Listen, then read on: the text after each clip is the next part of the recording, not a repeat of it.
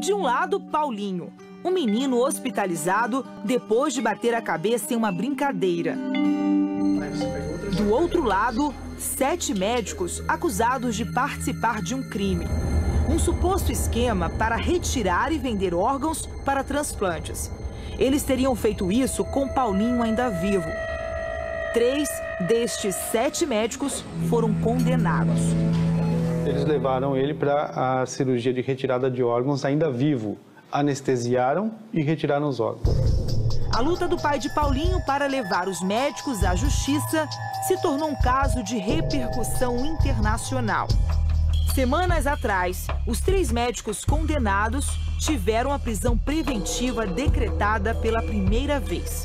São eles, os urologistas Cláudio Rogério Carneiro Fernandes e Celso Roberto Frasson Scaff, e o anestesista Sérgio Poli Gaspar.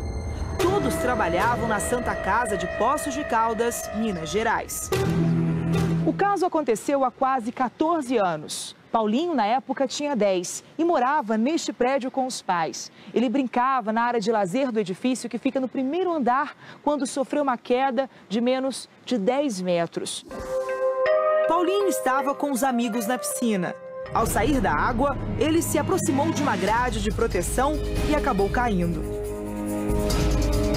Ele saiu da piscina com as mãos molhadas, ele saiu e falou para os amiguinhos, olha como é que eu viro aqui e não caiu lá embaixo. E virou na grade. Nisso ele caiu lá embaixo. O porteiro Luiz Carlos estava de plantão naquele dia. Ele só gritava com a mãe dele que estava doendo, ele estava machucado, que estava passando sangue. Ele estava com medo do pai dele, que o pai dele ia brigar com ele, que tinha caído ali embaixo. Logo após a queda, o menino Paulinho foi levado para o hospital onde ocorreram os primeiros socorros. A unidade fica a poucos metros do local do acidente, na esquina da rua do edifício. Paulinho chegou com traumatismo craniano e ferimentos no rosto. No Hospital Pedro Sanches, fez exames e passou por uma cirurgia de 3 horas.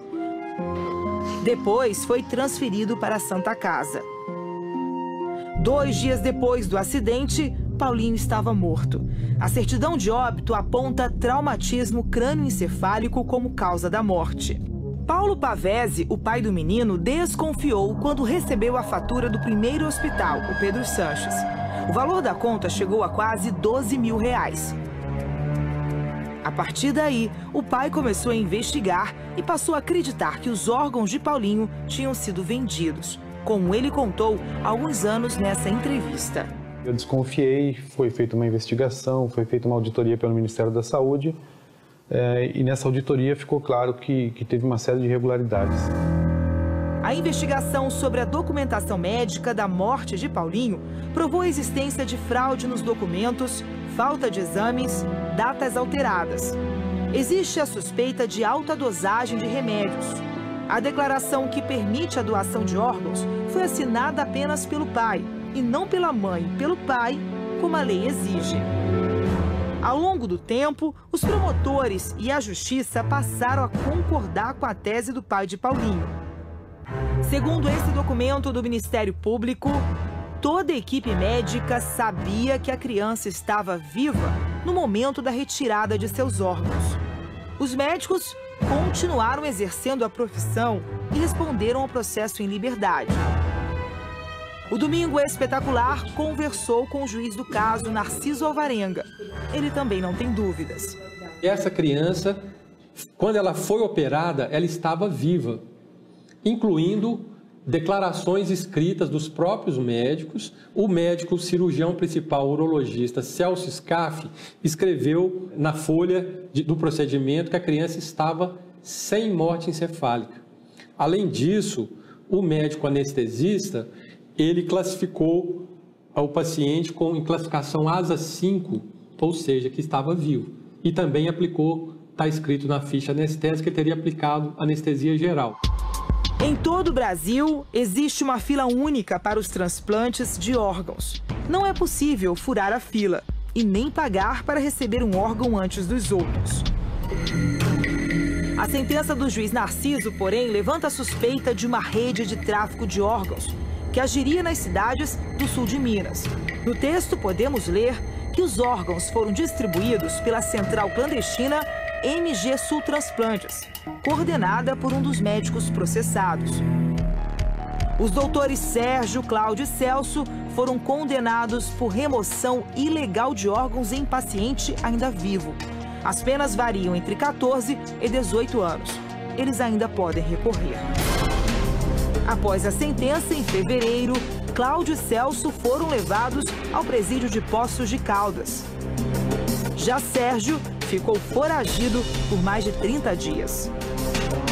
Por que ele não se apresentou à justiça logo que a sentença, logo que foi decretada a prisão? Olha, essa é uma questão que eu preferiria não tocar nesse assunto, porque envolve a própria família, envolve o próprio constituinte, mas ele se apresentou espontaneamente, dando mostras que está à disposição da justiça e que confia plenamente na sua inocência. Procedimentos inerentes ao transplante. Os advogados dos médicos negam qualquer ilegalidade no atendimento a Paulinho Pavese. Existem provas documentais, periciais, que atestam a legalidade dos procedimentos feitos. O Conselho Regional de Medicina de Minas Gerais está investigando a conduta dos médicos. A documentação está sendo processada pela Corregedoria do Conselho para a instauração da competente sindicância. Um mês depois da sentença, os médicos conseguiram a revogação da prisão. Eles vão recorrer da sentença em liberdade. Essas imagens foram cedidas por uma produtora independente de Poços de Caldas. Elas flagram o momento em que Cláudio, Celso e Sérgio deixam presídio. Parentes e amigos comemoram a liberdade dos réus. Cláudio se declarou inocente.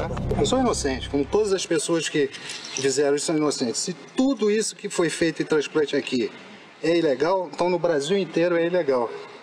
Entendeu? Todos esses procedimentos são procedimentos considerados como procedimentos formais. Pela internet, o pai de Paulinho desabafou. Sérgio Poli Gaspar está livre, os outros médicos também. Em outra postagem, ele conta que recebe ameaças com frequência.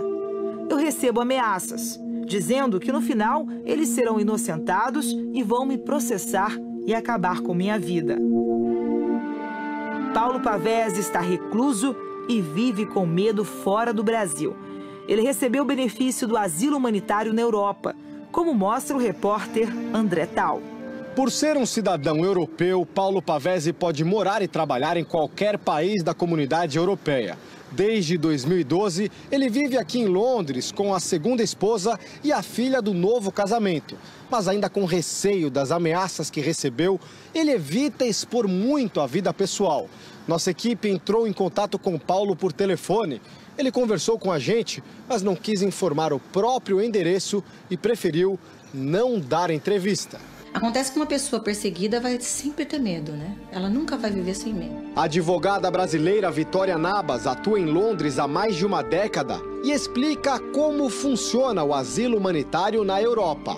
É uma pessoa, ou uma família inteira que seja, que não pode mais viver no seu país de origem, por algum motivo que seja, conflito político, conflito sexual, pela opção, religioso, por ter feito alguma denúncia. Depois do acidente... Um ano depois de chegar à Itália, Paulo Pavese recebeu a cidadania do país. Ele também participou desse documentário italiano sobre tráfico de órgãos. Depois de 2 dias da entrada de emergência no hospital, várias tentativas de que ele viesse a óbito foram tentadas. No filme, Paulo afirma que sabe onde estão os órgãos do filho. Ele diz conhecer as pessoas que compraram e receberam as córneas e os rins de Paulinho. Tem 2 crianças que receberam as córneas do meu filho, uma mora em Cuiabá e outra em Campinas. E os rins do meu filho, 2 pacientes receberam, um faleceu e o outro mora em Poços de Caldas. Além da morte de Paulinho, outros 8 casos estão sendo investigados na região de Poços de Caldas. A história de Paulinho pode ser apenas a ponta do iceberg, como explica o juiz Narciso Alvarenga. A equipe de transplantes tinha autorização do Ministério da Saúde para operar. Mas essa organização MG Sul Transplantes não tinha, então ela era ilegal. Além disso, ela manipulava uma lista própria, contrariando a lei de transplantes, que fala que tem que existir uma lista única.